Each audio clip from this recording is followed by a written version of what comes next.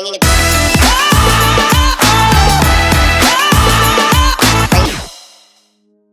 E aí pessoal, tudo bem com vocês? É uma alegria poder estar aqui de novo com vocês, mais um episódio. Hoje é o episódio de número 9. Nós vamos começar o capítulo de número 3 da carta do apóstolo Paulo aos Filipenses. E tem sido uma experiência incrível poder aprender com essa carta. Para você que tem acompanhado todos os episódios, o desejo do meu coração é que você esteja sendo cheio de Deus, que Deus esteja falando com você, que Ele esteja se revelando a você de uma forma pessoal, de uma forma personalizada. E para você que talvez caiu aqui de paraquedas, eu quero te fazer um desafio, primeiro a terminar de assistir o episódio de hoje e também assistir os episódios anteriores. Eu tenho certeza que Deus também vai falar ao seu coração. O nosso objetivo com esse podcast não é a gente encerrar o assunto dessa carta, até porque a gente sabe que a palavra de Deus ela é viva e todas as vezes que a gente lê, a gente pode aprender algo novo, a gente pode crescer no mesmo versículo, na mesma carta, né, no mesmo capítulo. Então nosso objetivo não é esgotar o assunto da carta, mas é trazer aqui uma mensagem para você, algo que Deus tem falado ao coração de cada um que passou por aqui, dentro da perícope que cada um estudou, dentro dos versículos que cada um estudou. Então abra o seu coração, eu tenho certeza que Deus vai falar com você. Hoje nós vamos começar o capítulo de número 3. Acompanhe comigo a leitura, pegue aí a sua Bíblia ou abra aí uma aba no seu navegador, na Bíblia Online, para que você possa acompanhar essa leitura. Nós vamos ler do versículo 1 até o versículo 11 e é o capítulo de número 3. A palavra de Deus ela diz assim: Quanto ao mais, meus irmãos, alegrem-se no Senhor. Escrever de novo as mesmas coisas não é um problema para mim e é segurança para vocês. Cuidado com os cães, cuidado com os maus obreiros, cuidado com a falsa circuncisão, porque nós é que somos a circuncisão, nós que adoramos a Deus no Espírito e nos gloriamos em Cristo Jesus em vez de confiarmos na carne. É verdade que eu também poderia confiar na carne. Se alguém pensa que pode confiar na carne, eu ainda mais.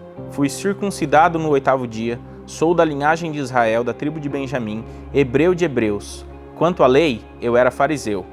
Quanto ao zelo, perseguidor da igreja. Quanto à justiça que há na lei, irrepreensível.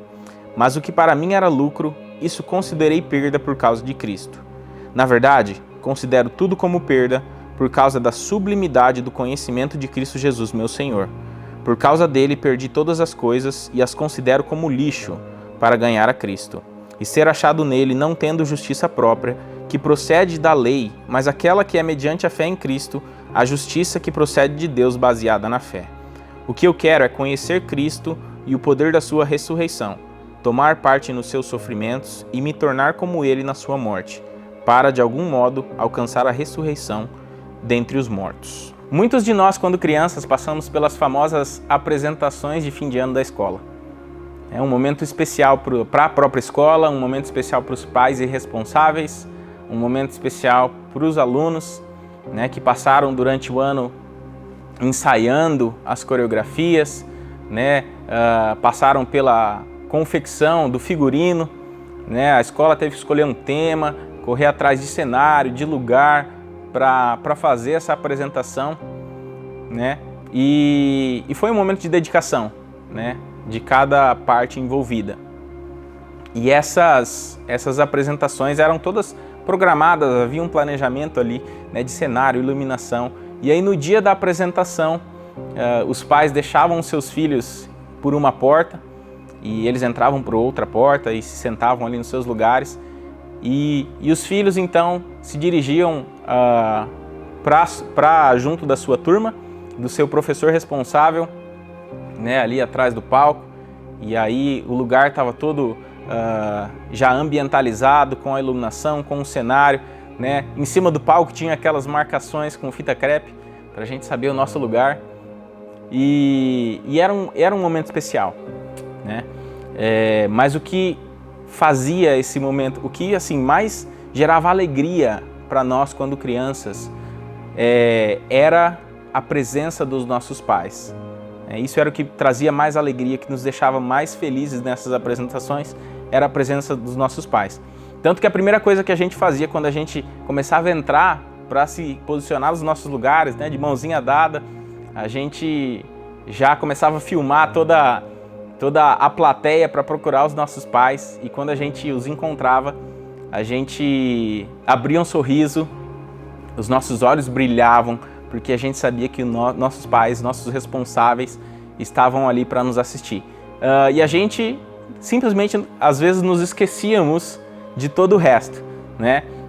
Para aqueles que têm o privilégio de terem gravações desses dias, né, talvez você vai assistindo, você, né, se viu ou ainda se vê, se você ainda tem essas gravações, você ainda assiste e se vê dando um tchauzinho para o seu pai, para sua mãe, né, fazendo o seu show particular para eles, porque aquele momento ali você simplesmente se esquecia de tudo, e ali era você e os seus pais, você e os responsáveis por você, né, e o seu objetivo maior era demonstrar a sua alegria para eles, né? Então você fazia questão de mostrar para eles o quão bom você era em improvisar as danças, né? E aí a gente não, né, às vezes não tinha limites para as nossas dancinhas, e mesmo que a apresentação tenha sido um fiasco, mesmo que tenha dado qualquer tipo de problema no cenário, na música, qualquer outra coisa, para a gente não importava, porque a gente sabia que os nossos pais estavam ali. E a gente só agia dessa forma porque a gente sabia que o motivo maior da nossa alegria estava presente ali conosco, que era os nossos pais e os nossos responsáveis.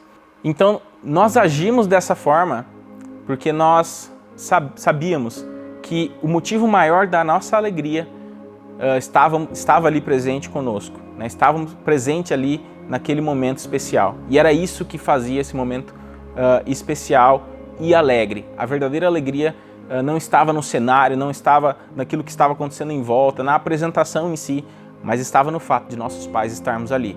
E é sobre isso que eu quero falar com vocês hoje. Quero falar um pouquinho com vocês sobre alegria, e eu vou trazer aqui 3 motivos para a gente se alegrar no Senhor.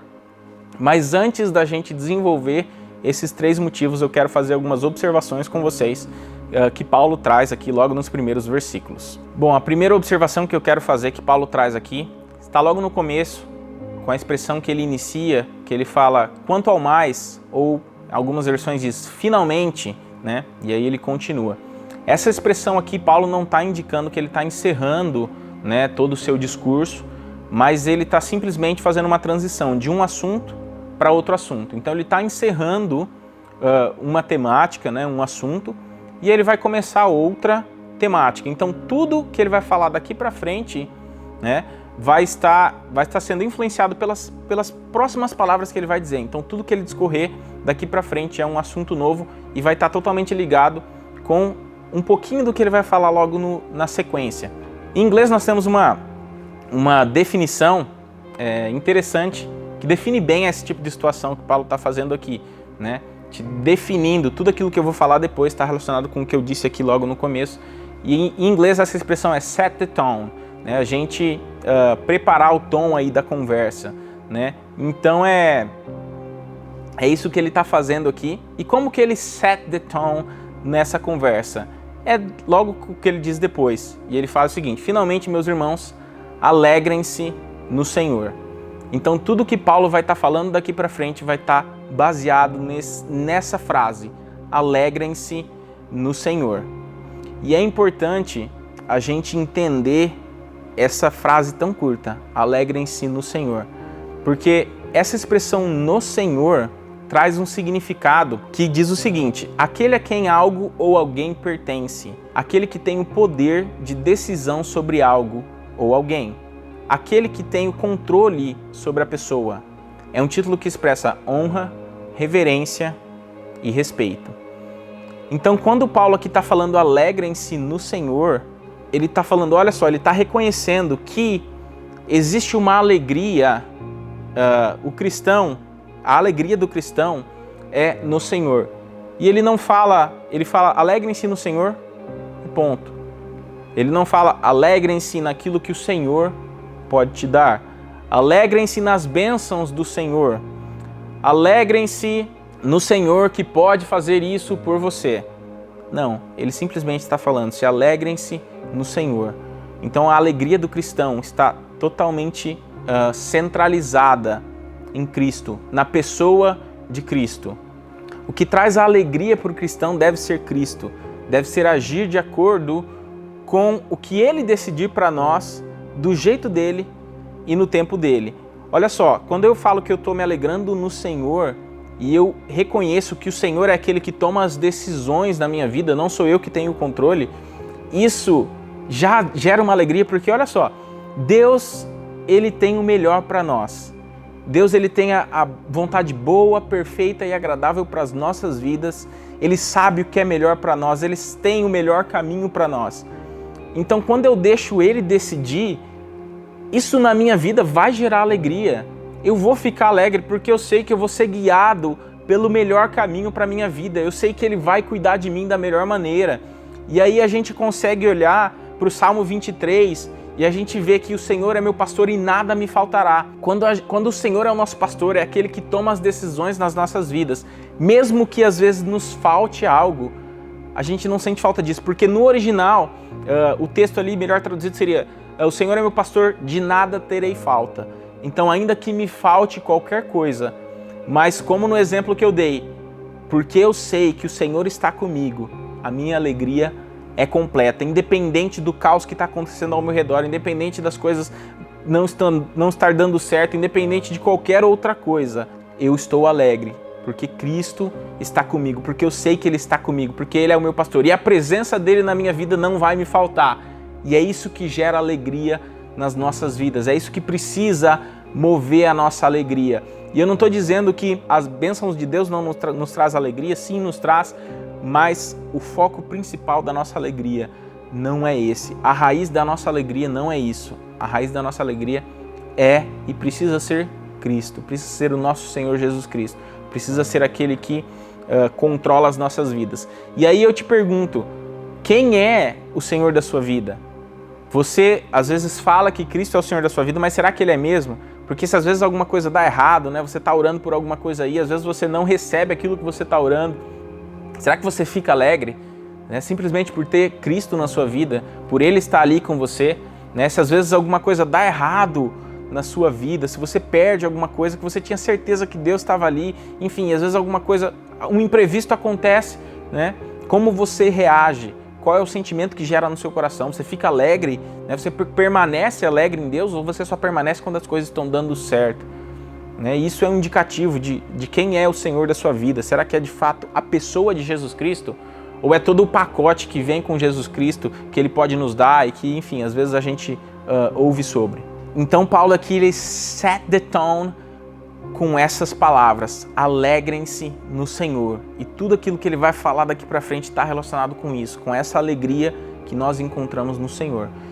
Paulo, ele aqui também nos alerta que as coisas podem, na verdade, nos roubar a alegria. Quando eu condiciono a minha alegria a coisas, né, a bens, a tanto coisas tangíveis ou coisas intangíveis, coisas materiais, essas coisas sim, elas, né, podem nos gerar uma alegria, mas quando elas são a raiz, o foco da nossa alegria, isso na verdade dá um efeito, né, acontece um efeito reverso de que a gente só se sente alegre quando a gente possui tal coisa, a gente só se sente alegre quando a gente tem lá os nossos bens, as nossas conquistas, né? Há também um perigo em relação às coisas intangíveis que também podem roubar a nossa verdadeira alegria e às vezes a gente simplesmente se esquece, né? Então, de novo, voltando àquele exemplo da introdução, a gente começa a olhar para o cenário, a gente começa a olhar para as luzes que não estão funcionando, a gente começa a olhar para tantas outras coisas e a gente se esquece de que Deus é o centro da nossa alegria. E quando a gente começa a focar nessas outras coisas, que sim, podem gerar alegria, geram alegria, mas elas são passageiras. E eu não estou falando aqui que você buscar essas coisas, enfim, isso é errado em si mesmo, mas mesmo as coisas boas podem roubar a nossa alegria. Deus, ele sabe que nós precisamos de coisas para a gente sobreviver, para a gente viver os nossos dias aqui. Mas a gente precisa se lembrar de que o nosso foco não deve ser a busca por essas coisas, porque quando nós buscamos a Deus em primeiro lugar, a gente sabe que Ele vai suprir as nossas necessidades. Às vezes não vai ser aquilo que nós queremos, mas sempre vai ser aquilo que nós precisamos, aquilo que nós necessitamos. E quando a gente busca a Deus, a gente consegue viver essa vida de alegria, essa vida de contentamento nele. Porque independente das coisas que eu tenho, independente da minha fama, se eu sou conhecido, se eu não sou, da minha reputação, eu tenho Deus, eu sei que Deus está comigo e Ele é o motivo maior da minha alegria. Paulo ele também nos alerta aqui sobre a possibilidade de pessoas roubarem a nossa verdadeira alegria. E ele faz isso aqui colocando 3 adjetivos para um grupo de pessoas que ele está falando, né? E ele chama esse grupo de pessoas aqui de cães, maus obreiros, e também ele usa o termo falsa circuncisão. Paulo aqui, quando ele está falando desses três adjetivos, não são 3 grupos de pessoas diferentes, é o mesmo grupo de pessoas que são o grupo de judeus que não aceitavam a salvação dos gentios, ou seja, daqueles que não eram judeus, sem antes se sujeitarem às regras do judaísmo, né? Então, assim, o que eles defendiam? Eles defendiam que a circuncisão ela era essencial para a salvação. Eles ensinavam que a salvação do pecador dava-se pela fé, mais as boas obras, as obras da lei, né? E a gente precisa entender que a nossa salvação é através da fé em Jesus Cristo, é através de nós crermos em Jesus Cristo. As boas obras, elas não são um alicerce da nossa fé, mas elas são uma consequência da nossa fé. Então, por eu entender, por eu crer em Jesus Cristo, por eu entender aquilo que Ele fez por mim, a boa obra dEle, e a única boa obra capaz de gerar salvação é a que Ele fez na cruz, a que Ele estabeleceu na cruz quando Ele morreu, quando Ele ressuscitou por nós. Essa sim é a única boa obra que pode nos salvar e que Ele já fez. Então, quando eu creio, quando eu entendo tudo aquilo que Ele fez, tudo aquilo que Ele abriu mão, como a gente viu um pouco disso, né, nos episódios anteriores, não tem como isso me mover a tomar atitudes, a agir de uma determinada forma, de uma forma diferente de como eu agia, mas isso como resultado da minha fé e não como alicerce da minha salvação. Eles pregavam então um evangelho que era focado no esforço humano, né? Onde você era salvo por mérito, né? Você tinha a fé, mas você também precisava merecer a sua fé. E aí você precisava fazer um monte de coisa. E a principal aqui que Paulo está refutando também é a questão da circuncisão. Explicando que a nossa circuncisão, na verdade, tem que ser do coração, tem que ser interior e não exterior. Às vezes a gente está cercado de pessoas que são pessoas que colocam um jugo, um peso na nossa vida, falando que nós precisamos fazer,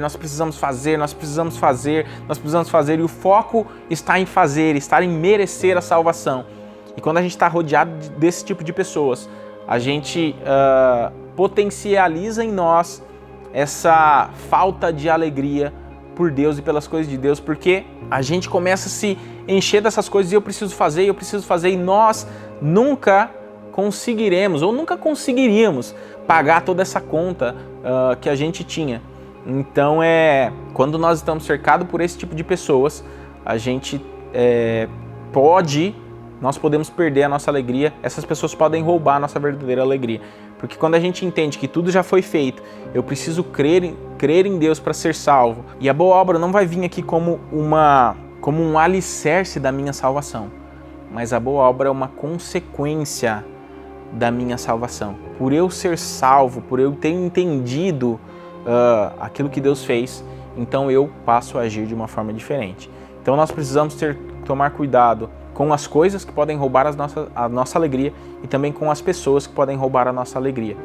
Entendendo essas observações, vamos então passar para o desenvolvimento daquilo que o apóstolo de Paulo, né, vai nos trazer hoje, que está relacionado com alegrem-se no Senhor, né? Então a gente já definiu aqui o tom da nossa conversa e vamos ver aqui 3 motivos pelo qual nós podemos se alegrar no Senhor. O primeiro motivo aqui, alegrem-se no Senhor, alegrem-se no conhecimento de Cristo. Esse é o primeiro ponto que eu quero destacar. Alegrem-se no conhecimento de Cristo. Esse conhecimento, ele vai além de ter informações sobre Cristo. Hoje, com a internet, né, enfim, hoje a gente tem inúmeras ferramentas para a gente ter conhecimento sobre Cristo, a gente saber sobre Cristo. E tem aí diversas opiniões, enfim, né, a gente tem muita possibilidade de conteúdo sobre Cristo. Mas esse conhecer aqui que Paulo está falando não é um conhecimento apenas intelectual, conhecer, saber informações sobre alguém, porque isso não traz alegria para nós, mas esse conhecer está relacionado com um conhecimento baseado em uma experiência pessoal, adquirido através de uma proximidade daquilo que nós queremos conhecer. Esse conhecer também significa aprender a conhecer. E aí eu te pergunto, você tem aprendido a conhecer a Deus? Porque sim, nós podemos aprender a conhecer a Deus. Quanto mais nós temos uma experiência pessoal, quanto mais nós temos uma vivência com uma pessoa, mais a gente passa a aprender a conhecer essa pessoa, né? Esse conhecer também está relacionado a ser conhecido. O que você, claro, Deus ele conhece todas as coisas, mas o que você, por vontade própria, demonstra para Deus? Como você se achega a Deus? Você se achega a Deus apenas mostrando uma parte de você ou você se deixa ser conhecido, né? É a diferença às vezes ali de um namoro e de um casamento, né? Você está namorando a Deus, quando a gente está no namoro a gente às vezes não mostra, né? A gente evita às vezes mostrar algumas coisas, até porque a pessoa não está o tempo todo conosco, né? Ou você está casado, um relacionamento firmado, uma aliança com Deus, onde você não tem nenhum tipo de máscara, nada, você não cobre nada, simplesmente você se mostra completamente para Deus. Esse conhecimento também está relacionado com reconhecer. Olha só que legal. Você, no seu dia a dia, você consegue, no seu dia a dia, reconhecer a Deus na sua vida? Quanto mais você conhece, quanto mais você consegue reconhecer a Deus na sua vida, tenha certeza que mais conhecimento você tem dele, e eu tenho certeza que mais alegria você experimenta no seu dia a dia. É como essa palavra conhecimento a gente pode ilustrar da seguinte forma. Você talvez tenha amigos, você talvez é casado, né? Talvez seu esposo, sua esposa, enfim, talvez seu namorado, sua namorada, seu pai, sua mãe. Com certeza você tem alguém na sua vida que você é muito íntimo dessa pessoa, a ponto de você, às vezes, ouvir essa pessoa falando alguma frase e o tom que ela usa, você reconhece como ela está. Às vezes ela fala, você pergunta, tudo bem com você? A pessoa fala, tudo bem. Às vezes, no tudo bem dela, você, cara, consegue interpretar um monte de coisa, né? Mas ela só respondeu tudo bem. Às vezes outras pessoas de fora não conseguem entender isso. Quem nunca, né, passou por aquele aperto no coração, aquele desespero, quando seu pai e sua mãe simplesmente olhou para você? Eles não falaram nada, eles só olharam para você e você já entendeu um monte de coisa. Talvez você entendeu que eles estavam orgulhosos de você, talvez depois você entendeu que o negócio não ia ficar legal pro seu lado, que a batata ia assar. Por quê? Porque você tinha intimidade, você conseguia reconhecer os sinais dessa pessoa, enfim, você tinha essa proximidade com essa pessoa. Então olha só, eu posso ter um monte de informações sobre alguém, por exemplo, o Neymar, olha aí que beleza. O Neymar, a gente na internet consegue procurar achar um monte de informações sobre o Neymar, onde ele nasceu, quando que ele nasceu, quantos quilos ele nasceu, qual hospital que ele nasceu, enfim, a gente consegue fazer uma biografia dele, sem mesmo ter conversado com ele, enfim, só pesquisando coisas, entrevistas que ele já deu. Mas se eu chegar lá na casa do Neymar, cheio dessas informações, bater lá na palma na casa dele, porque com certeza a casa dele não tem interfone, né? Você precisa bater palma lá para ele abrir a porta, abre aquela porta de madeira, já meio surrada, né? E aí eu falo, ô Neymar, tudo bem? Ô Neymar, eu te conheço, ó, você é o filho de tal pessoa, você nasceu em tal lugar, em tal cidade. Cara, ele não me conhece, né? Eu tenho informações sobre ele, mas eu não tenho intimidade com ele, eu não tenho essa experiência pessoal, eu não tenho essa vivência com ele. Então, cara, com certeza ele não vai ser receptivo comigo, né?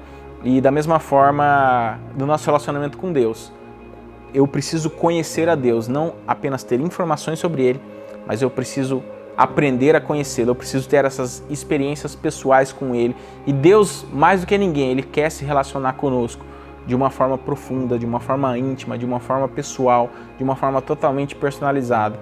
Deus, Ele quer ser essa figura para nós, uma figura que nos traz alegria. E Ele pode ser, é nele que nós encontramos a verdadeira alegria. Então, eu quero que você reflita um pouco aí sobre a sua vida, como está o seu relacionamento com Deus.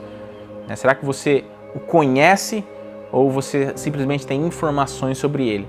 A minha oração é que a cada dia você cresça no conhecimento pessoal dEle e que essa alegria por conhecê-lo, por se deixar ser conhecido por Ele, por aprender a conhecê-lo, por aprender a reconhecê-lo na sua vida, que tudo isso possa ser transformado em alegria e será transformado em alegria na sua vida.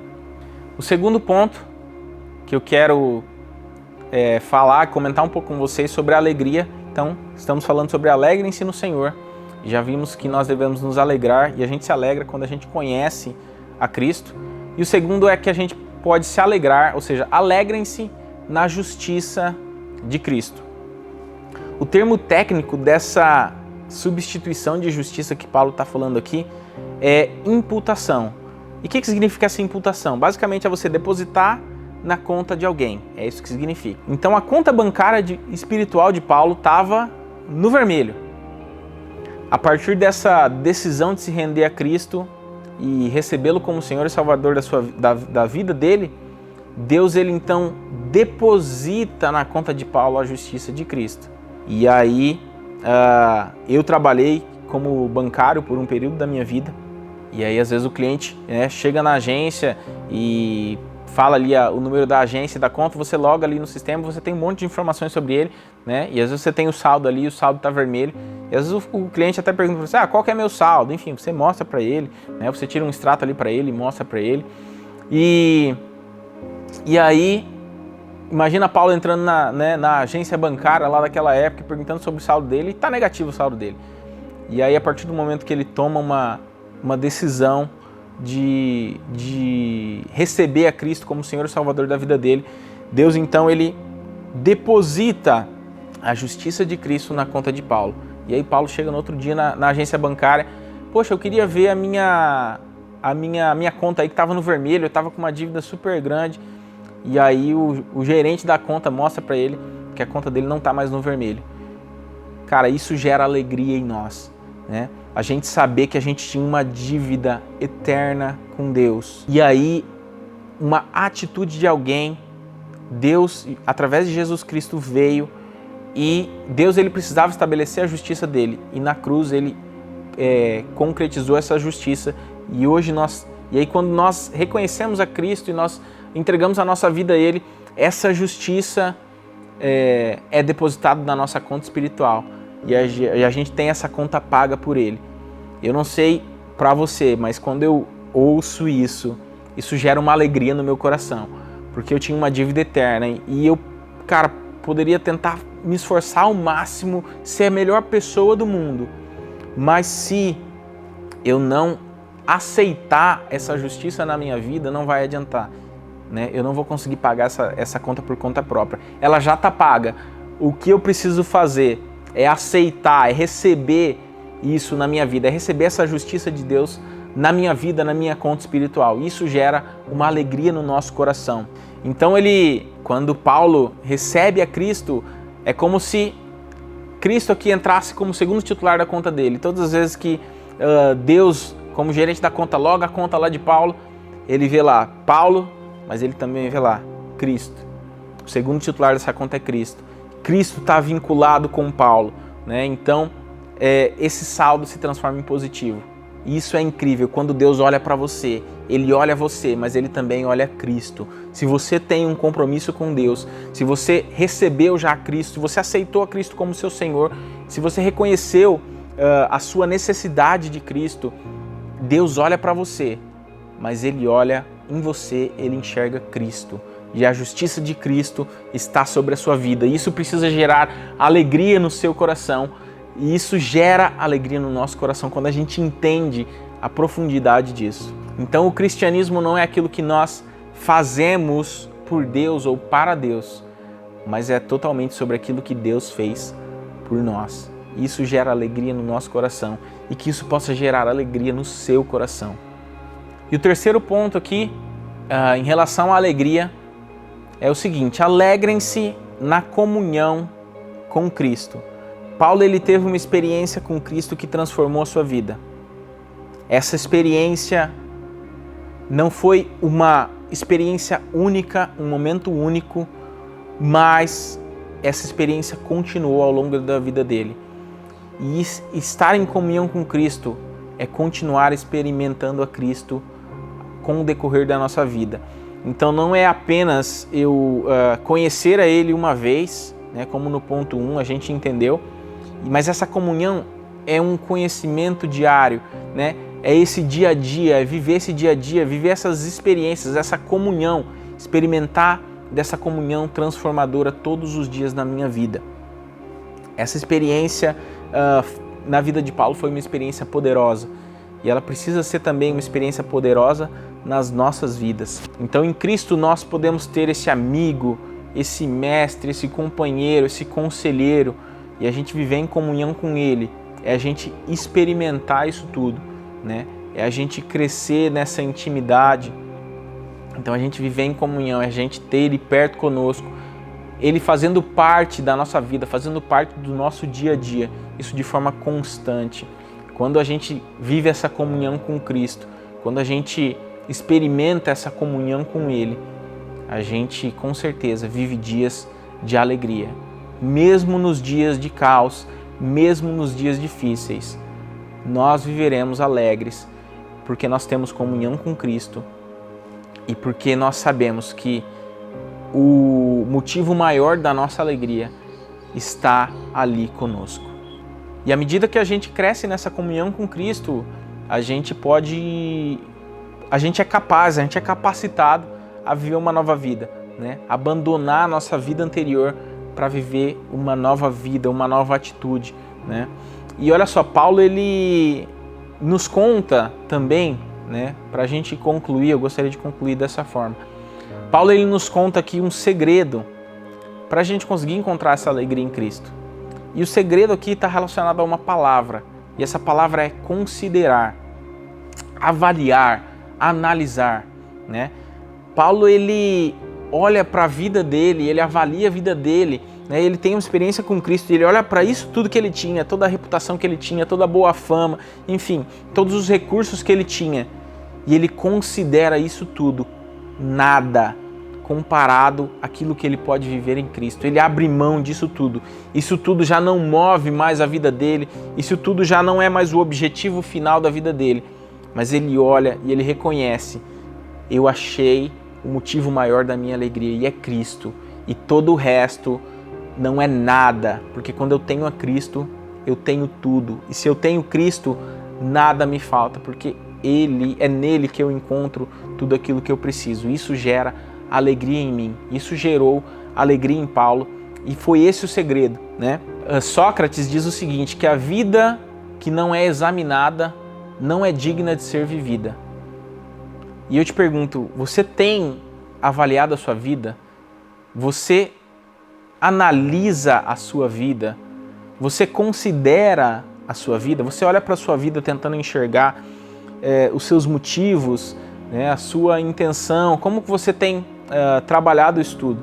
Nós precisamos avaliar a nossa vida constantemente para enxergar se nós não estamos perdendo o nosso foco, né? Porque se a gente der uma bobeira, se a gente parar de avaliar a nossa vida quando a gente menos espera, pode ser talvez de pouquinho, a gente vai dar uma olhadinha para o cenário e depois volta e continua com os nossos olhos em Cristo, e depois a gente olha de novo para a luz, e quando a gente vê, a gente está totalmente com os nossos olhos voltados para outras coisas ao invés de Cristo. A gente perdeu totalmente o nosso foco, consequentemente a gente perdeu toda a nossa alegria, porque a gente deixou de olhar para aquele que é capaz de trazer a nossa alegria completa.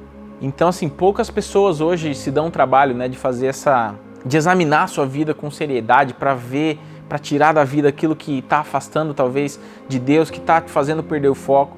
Então eu te incentivo a buscar a Deus e a sempre avaliar a sua vida. Esse é o segredo, né? Se você quer experimentar uma alegria, então esse é o segredo.